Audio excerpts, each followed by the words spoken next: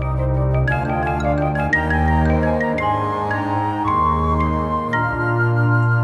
morning, good afternoon, good evening from wherever you're listening to us in the world. Welcome to another episode of Footprints, where we listen to and glean wisdom from our elders. Today, our guest is Robby Muhumuza, and he has assured me he's the only Robby Muhumuza in the whole wide world. Robby, you're very welcome to Footprints, and we'd like you to tell our listeners a bit about yourself. Thank you.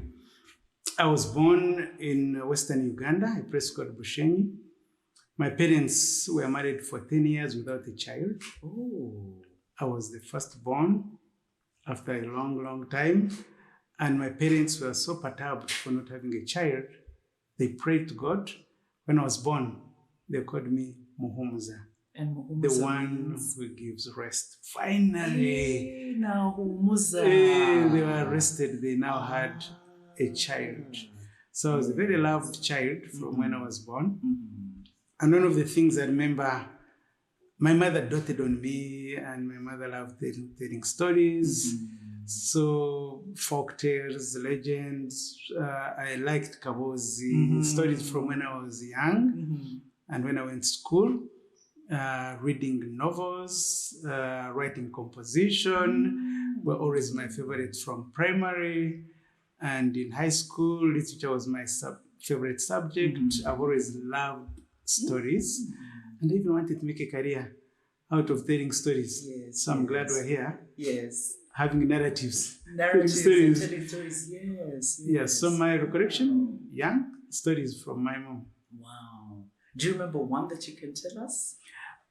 These be stories about Mr. Hare trying to do his trickery, and then eventually be found out.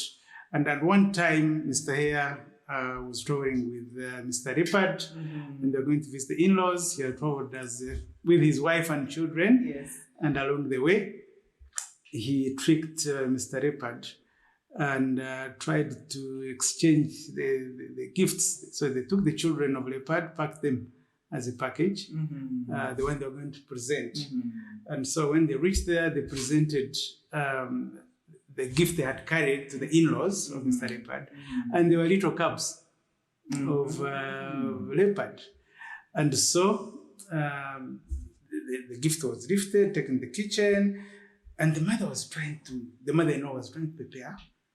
And then when he opened, they were the grandchildren. Yes. So he was puzzled. So he sent a message to the sitting room to say, but the package you brought, which was supposed to be for us to cook, looks like little leopard scabs. And that's how Mr. Hare was found out, and he was chased out of the home and missed the meal. Yes. So trickery, forgery doesn't pay. Yes. Because at the end of the day, you'll be found out and be punished. Yes. So, as you grow, when did you first become a leader? When was your first leadership role growing up? Mostly in secondary school. I became a Christian, committed Christian in secondary school. And we had a scripture union in school. And somehow my members of the scripture union elected me their leader in secondary school because I was passionate, I was committed, I was taking initiative to lead in deciding which Bible study passage we read, which song we lead. I liked organizing conferences and events. So by way back in senior 2, when I became a committed Christian in Scripture Union, I became the leader of Christian Union. And I was in Makerere High School in Western Uganda. Okay. And I thought, I grew up in a rural area. I went to high school in a rural area. By the time I joined university, I don't want to be a villager. Yes. I want to get to Kampala and I can't find my way to where Makerere University is because I'm a rural kid. Yes. So for A level, I applied to Makerere College School, which was right on campus. Yes. And so my next leadership role was in A level. Again, I was appointed the chairman of Christian Club at Makerere College School. I talked about stories early on and my interest in stories. And so literature and English were my favorite subjects, both in O level and A level. And we had a school magazine at Makerere College School. It used to come out once a term. So I was appointed the editor-in-chief of the school magazine.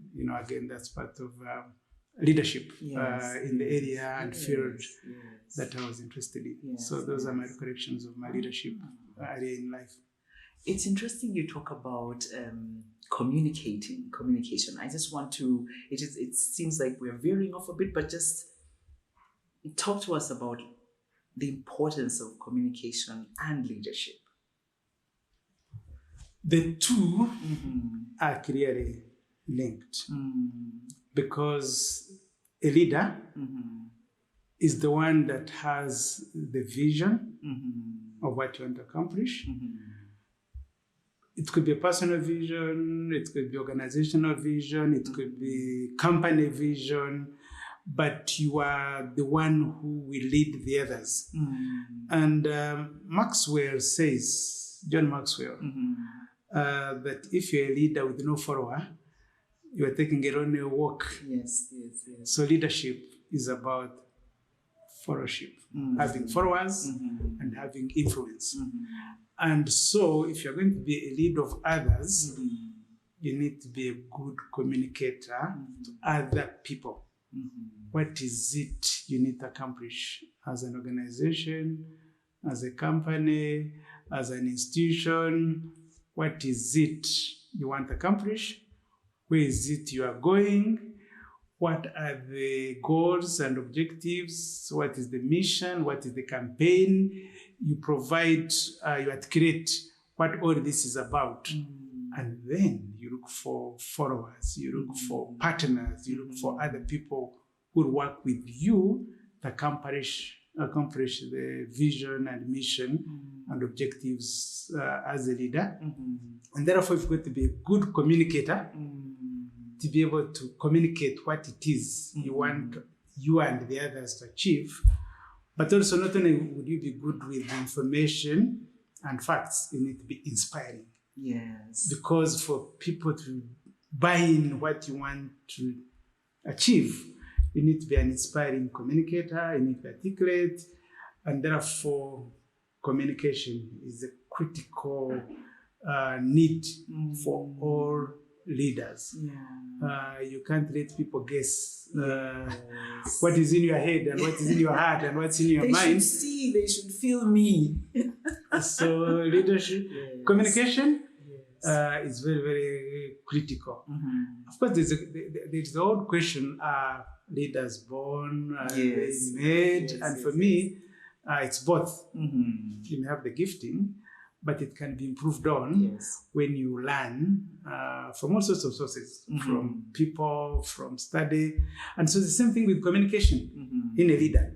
You may be talented as a leader, good vision, good ideas, good relationships with people, but if you are not a good communicator, you need to work on your communication skills so that you can be more intentional, more deliberate, more thoughtful, aware of the impact of your words on other people. So to be an effective leader, you need to be a good communicator. And the good news, we can always learn, we can always improve. Yes. So, Robby, I'd like you to share with us, when you look back through your long arc of leadership, when was an absolute proud moment for you? And when was one of your leadership lows? I worked with the World Vision for 23 years, both in Uganda, in America, and in Nairobi. And there were moments of transition from one level to another. when I joined World Vision, we had an expatriate national director.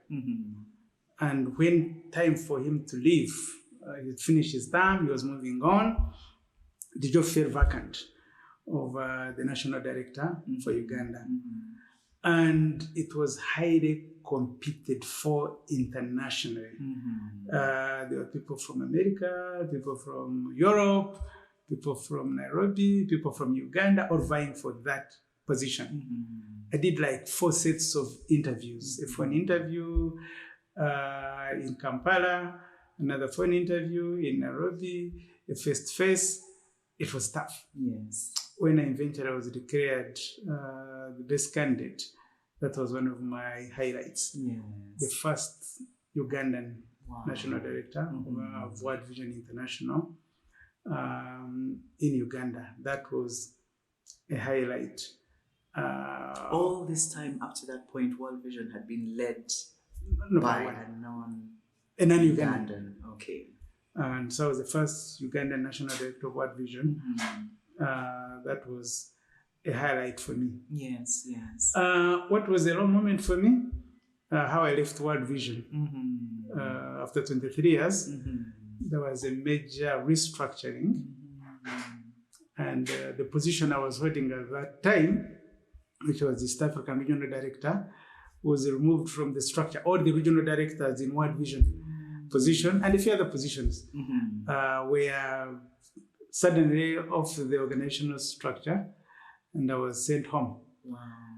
I wasn't expecting to retire from World Vision that soon. Yes. I was turning 50. I'd hoped to work up to 60. So that was a real turning point for me. Yes. Suddenly out of employment and had to scratch my head. I'm 50. God has given me a long life to come. Maybe I'll be 90, 95, 40 more years. What do I do for the next 40 years of my life? That was a low moment for me. But as we hope we'll be talking later, how did it turn around? Yes. That I'm here telling the story. Yes, and I am curious. And in fact, we should segue to that because we are also talking to our elders about that transition moment.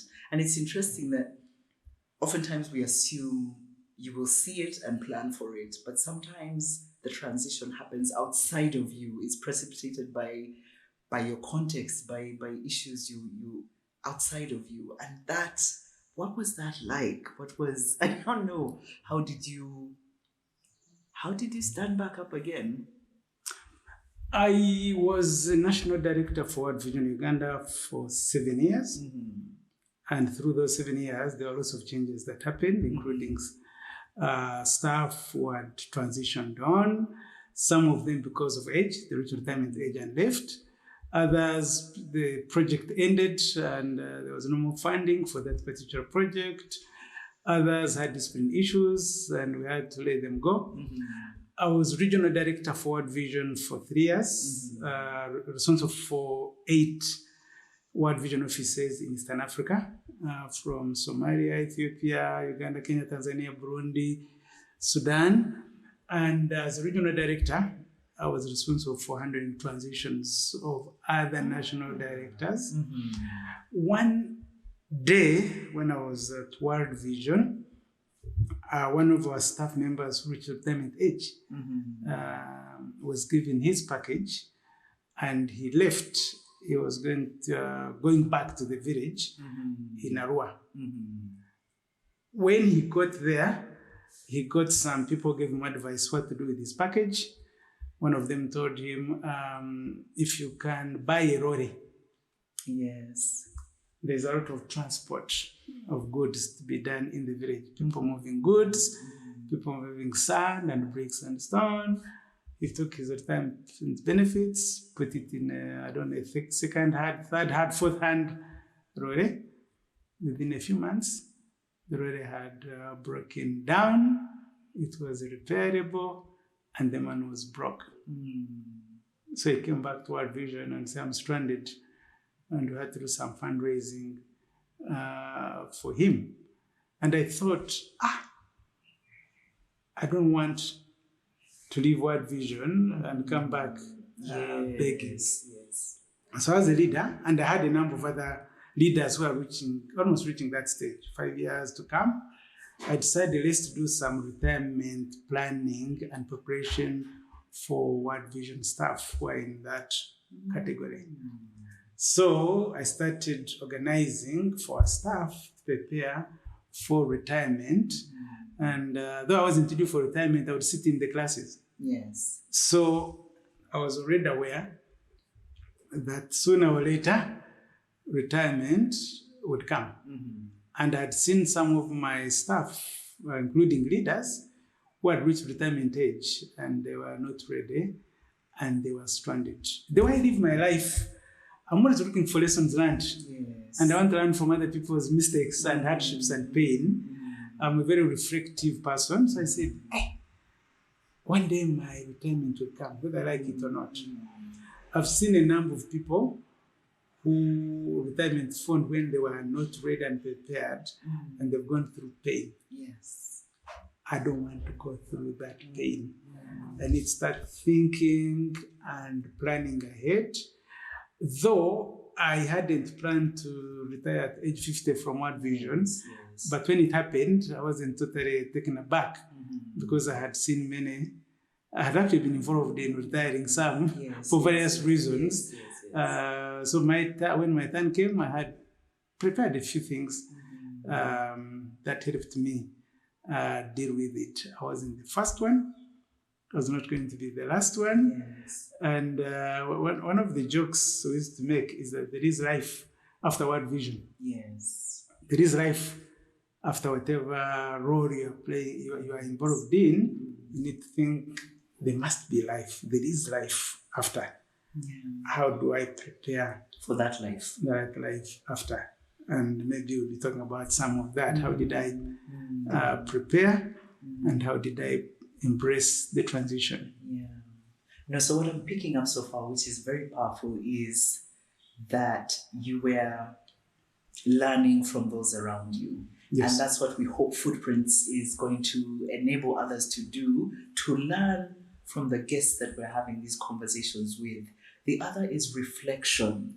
Reflection. And I don't know whether you get this from being a Christian or because I know that at least in the Christian practice we grew up in, there was a lot of encouragement of reflecting and reflection. So I don't know whether it's from that or are you generally yourself a reflective person?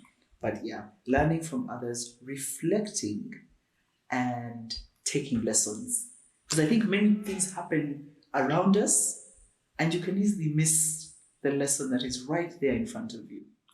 I'm partly naturally a reflective person, but during my work with World Vision, there was a lot of capacity building in different areas of life, both be a successful professional, a successful manager, but a successful person in life all around. And I remember one of the things we were taught was the importance of journaling. Yes. Importance of journaling.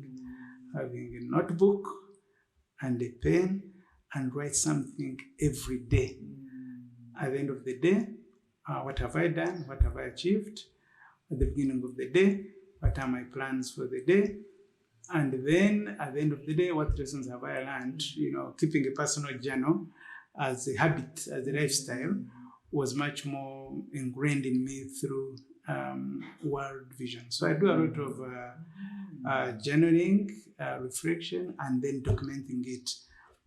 So both naturally reflective, but also the habit and its importance and value was ingrained in me through World Vision.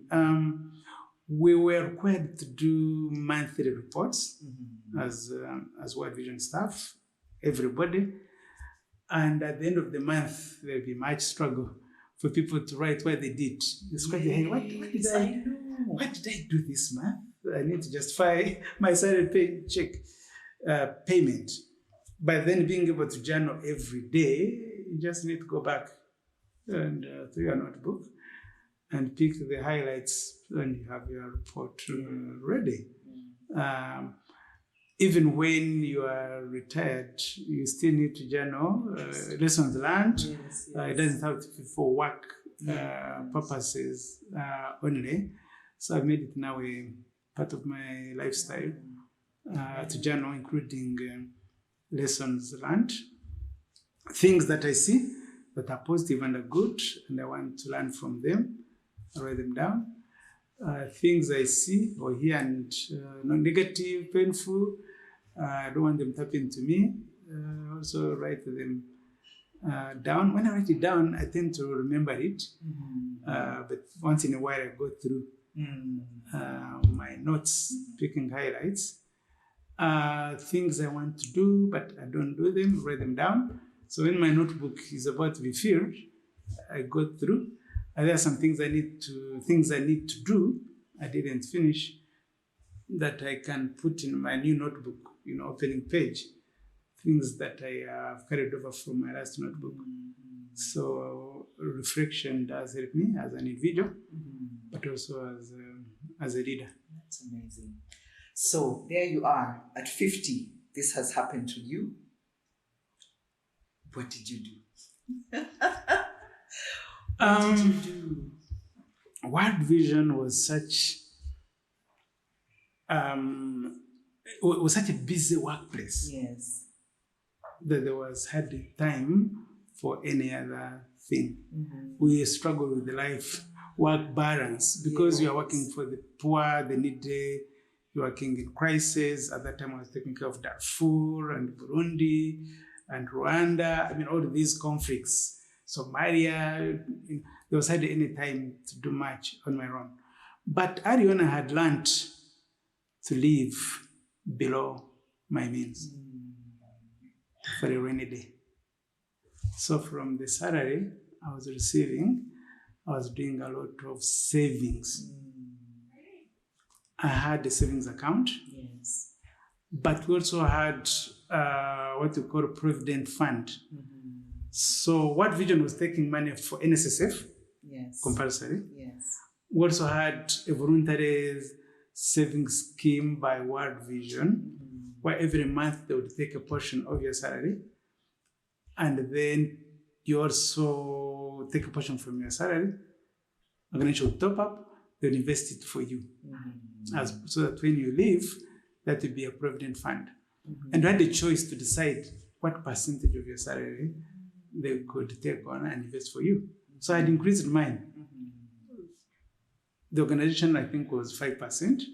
I made mine 10% to be saved away for me. We also had the staff savings circle, yes, wow, where you could put in money and they lend it out and you could borrow. So as much of the money I wasn't using at that time, I'd put it in the savings account. So by the time my contract with World Vision ended and I was leaving, there was a package, a retirement package that was given to me. And then I thought at age 50, having worked to be a regional director, yes, it's going to be hard to find a job in Uganda. Because I'm overqualified and overexperienced. A regional director for 8 countries, I can't come back and compete to be a national director for Save the Children or AMREF or whatever. I did that many years ago, So I decided, one, I'm going to use my skills and experience to do management consulting. I've worked as a leader, I worked as a manager. Can I consult other emerging leaders so they can learn from me? The mistakes I made in the past, they don't have to make the same mistakes. The many lessons I've learned as a leader and manager can I be available for leaders. But my other training of studies ended up in journalism. I have a Master of Science in journalism and I'm a communication specialist. Then we combine management, leadership experience and communication experience to be available as a management and communication consultant, especially in the area of civil society in the area of development. That's where I had a lot of knowledge. So I decided I would go into management and communication consulting for the development agencies and for civil society. So I made myself available, and I made leaders know that I'm available to help you in this particular field, to be my line. And that's what I've done, for the last 15 years. Wow. But that may not put food on the table every day. Yes. Because it's occasional. Yes. I had worked and received a salary all those years. Yes. And therefore, I'm not cut for business. So I wouldn't say, let me go to China and import second-hand clothes or phones from Dubai. Yes. That's not my field. Yes. I needed an investment where I'd be sure of returns regularly. Like I'm used to salary, now I need the salary. Investment that can pay me a regular salary for a long time to come. Yes. So I decided to go into financial literacy training. I looked for opportunities to learn on how do I invest my retirement package in ways that would give me good returns and are not high risk. Yes. Because if it's all blown away, I'll be a beggar. Yes. I'll be in trouble. Yes. So I invested in reading. I looked out for seminars and workshops. And I remember doing that, and I talked to friends. Yes. Asked a lot of questions. Yes. One of the things I wanted to do was invest in real estate. Invest in rentals. At least that every month, the tenants would pay me some rent. Yes. The building will be there for a long time, Yes. and then there'll be rent income for me. So I talked to an engineer friend of mine who was working for National Housing Corporation, and I said, I have this lump sum of money, and I want to go into rentals. Should I buy land and build, or should I buy existing houses? And he told me, if you are a young man with a long career ahead of you of earning income, Yes. I would advise you to buy land and build over time, because you are sure of an extra income to keep on your building. But since you've retired and you're not sure when you'll make more money in a lump sum, you're better off buying. Already built. And already built, maybe even with tenants. Yes. So you start earning rent straight away. Yes. And that's what I decided to do. I bought a few houses and became a landlord. But while I was still doing financial literacy, I learned something called you need to have a variety of investments. Yes. Don't put all your eggs in one basket, even including the basket of rentals. It has its ups and downs. There'll be more months when there are no tenants in. Yes. There'll be no income. There'll be months when the tenants, instead of paying you your rent, they tell you stories of why they can't pay. Yes. There'll be COVID, lockdown. But people are not working. Yes. But you still need to eat. Yes. So I learned about a variety of investing, and especially low risk investments. So I heard about a seminar that was going to take place at Makerere College, Kampala Evangelical School of Theology, was organizing a financial literacy workshop for 1 week. So I enrolled with my wife and we attended. And one of our facilitators talked about treasury bonds. I'd always heard about treasury bonds, but I had no clue where they were. He said, treasury bond is low risk, but also fairly good interest. You lend money to the government through Bank of Uganda, for a long time. It can pay, at that time it was paying about 18%, 20% annual interest. That's high. Yes, 18%, 20% annual interest, and you are paid every 6 months, the interest. And then after 15 years or 20 years, the initial lump sum you gave them will still be intact, but you'll be earning every 6 months. I thought, oh, that's a good idea. So I took my, the money I had kept in the bank, wondering what to do with it. Didn't figure it out. And I took a big chunk of it and I put it in treasury bonds. And every 6 months, I get paid interest. And I know how to budget. I know how much it is. I know when the next one is available. It has been a very good source of income in terms of retirement planning, because somebody works for a private non-profit. There is no the government. There is no pension. If you work for government, the teacher, civil servant, there is pension. They keep paying you per month. I think up to when you die or something like that. Though sometimes government doesn't pay, or sometimes little. So I have my own private retirement scheme. My pension scheme is organized by myself through treasury bonds.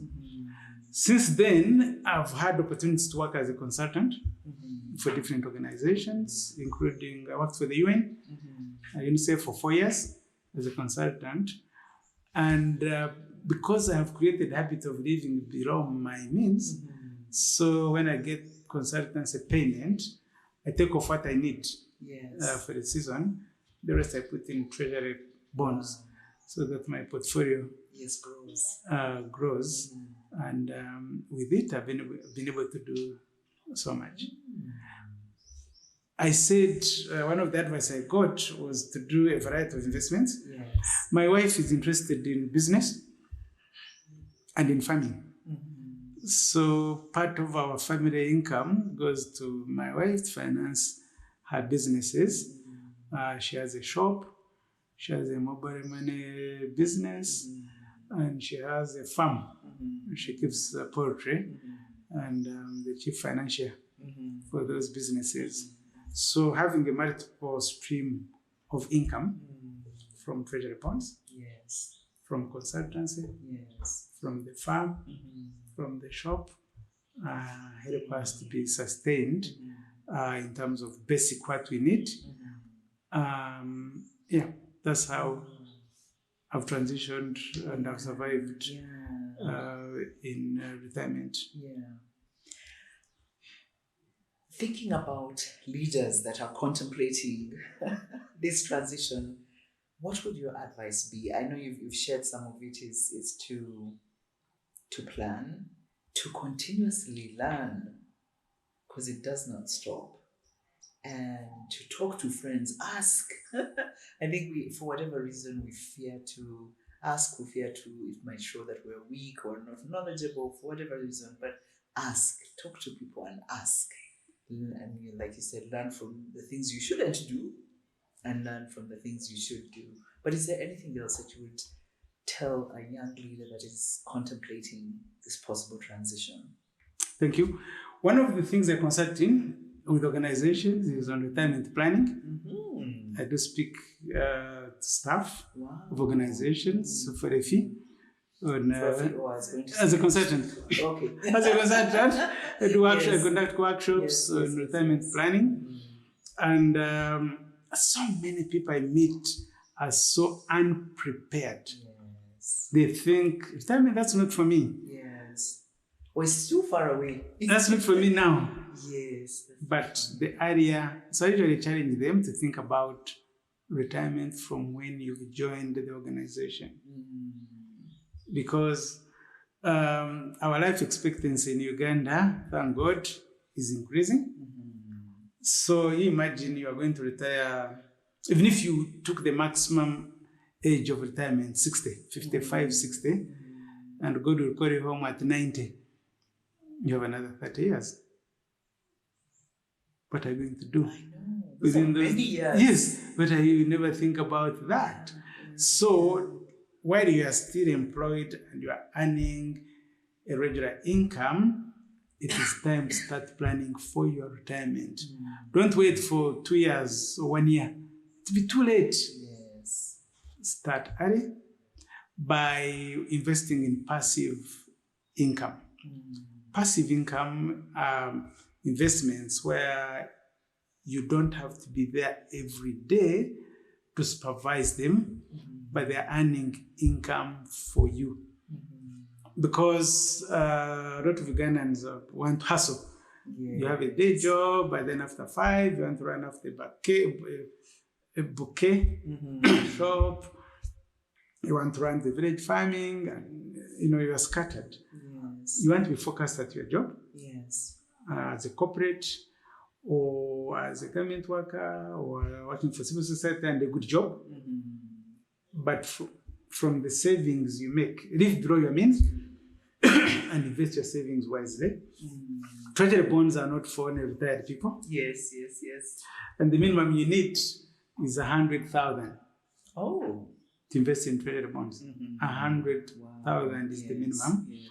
But the more you put in, of course, the more the income you'll get. Yes. So if you can regularly invest your savings, live below your means, invest your money in passive income, treasury bonds are a good source, keeping your money there. Then by the time you retire, you'll have somewhere to start from. Yes. If you have time and you want to start a side business, you can do that. So that again, when you retire, you're not stranded. Think about the things you're passionate about. Can you turn them into business? Your hobbies, can you turn them into business when you retire? The most important thing is know that it is coming. Yes. And plan and prepare for it. When you get your retirement package, that's not the time to go and build a new house. Some people get it and they say, I didn't build a house, my retirement home in the village is not there. You take all that money and you build a house in the village and you're going to retire in Kampala. So that home in the village is of no use to you. You won't even get tenants who will pay you good money in the village. One of the mistakes I made that I want other people not to make, when I retired from World Vision Uganda as national director and I was transitioning to become regional director, I was given my provident fund, the one I had been saving in Uganda as a package. Yes. And yet I still had more employment at the regional level. Yes. So I took my retirement package and built what I called my Wachitura in Bushenyi. I put up this big mansion for my children, for my grandchildren, for my in-laws when they come to visit on Christmas. And I put up this big, expensive house. Because the culture, peer pressure, in Ankore, in Bushenyi, those who have made it in Kampala, go and put up their home. Yes, and my mother was on my neck. You are did you go to school? Aren't you working? Don't you see our neighbor on the other side? So I put up a big house. I don't live there. My children and grandchildren live in America. They're not even available. My other children live in Kampala. On Christmas, they have their own plans. Yes. They all have their own plot. Yes. So I don't encourage building a big house. I now have to pay a caretaker to take care of it. My parents have since passed on. It's actually a burden. Yes. So when you retire and get your package, that's not the time to put up this huge retirement home. I'd rather put up rentals in Kampala and me income. Some people say when I was working for an organization, I had a big car. And now how can I retire and drive a small car? Or walk. It's beneath my status. Yes. So it's time to buy a big car for retirement, and yet you're not earning more income anymore. Yes. So you have cost for fuel, for repairs, and you'll be stressed and you'll die faster than good. So that's not the time to buy a big car. Some people start a new family. Yes. And then Second lease in life. yes, start a new family. Yes, and then the young kids to bring up. It can be so stressful. Retirement should be a time for slowing down and resting, taking it slow, and doing all the things you like to doing, but you are too busy to do. I like travel, I like adventure, and the journeys I could never make because I was working for World Vision. It's after I retired that I was able to take a trip with my wife to Israel. Wow. I always wanted to take a trip to the Holy Land, and it was an enjoyable trip. I had never been to Egypt to go and see the pyramids. We would take a trip to Egypt, and we went on a boat cruise on River Nile, for a week. That's amazing. While we were there, we were able to do hot air ballooning, up in the air. Yes. We could never have done that. Yes. My wife said she wanted to experience snow. Because when I was in the US, we were in California, and it never snows there. Yes. So one Christmas, we said, let's go for Christmas in London. So I was able to afford a return air ticket for two to go to Christmas on holiday. For one of our anniversaries, we said, let's go to Dubai for a wedding anniversary. We were able to do that. So the things I always wanted to do, but couldn't do in retirement, I could do that. One of the challenges we get as we grow older are health challenges. Yes. And by that time, insurance companies don't want to see you. Yes, not at all. Don't want to touch you. No, because they know you'll get your those. liability. Yes, you know those. Yes. And sometimes you have medical emergencies. You need to be flown abroad for treatment. And you're no longer working, so your company cannot sponsor you. You lost your network you're working with. They have all gone to other places. So being able to save for a rainy day in terms of health is important. About 10 years ago, I was diagnosed with an eye condition, and my doctor thought I had tumors in the brain. And I went for a test, a check. They said, we see some tumors. And my doctor said, tumors can progress very quickly. You lose your eyesight and you may die. So go to India, where there's good technology, and they check.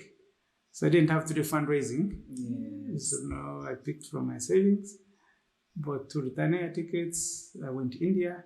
Thank God when they checked, it wasn't tumors.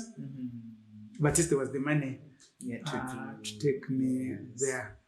Talking about philanthropy, there are so many causes. There are so many vulnerable people, vulnerable groups. There are so many causes where they need money and support. And when I was working, I was giving some money, but when I stopped working, I wasn't sure. But because I have regular income, planned income, I know how much it is, I'm able to regularly give a number of causes, starting from children's homes, where there are orphans who are being raised.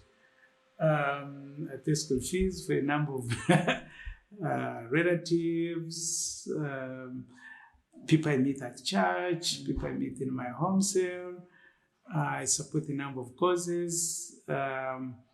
I'm able to do that because of planned retirement.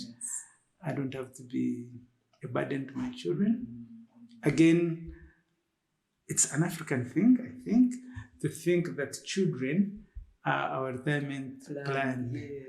And we take all the more the children, the better the plan. Yes, the more the children, but also the more money you can give them, the higher they can study. The more they'll be available for you. But increasingly, it is a fallacy. They have their own plans, they have their own needs, they have. So being able to plan for your own retirement, take care of your children as much as you can, but don't put your all in them without living for yourself. Again, learning from other people. There was one leader who reached retirement age, and the children were still in university and had never said anything for themselves. And they were in university abroad. It's very, very expensive. When it was time to retire, they said, please, I'm not ready, please give me another year. So since they had served faithfully, we gave them another year.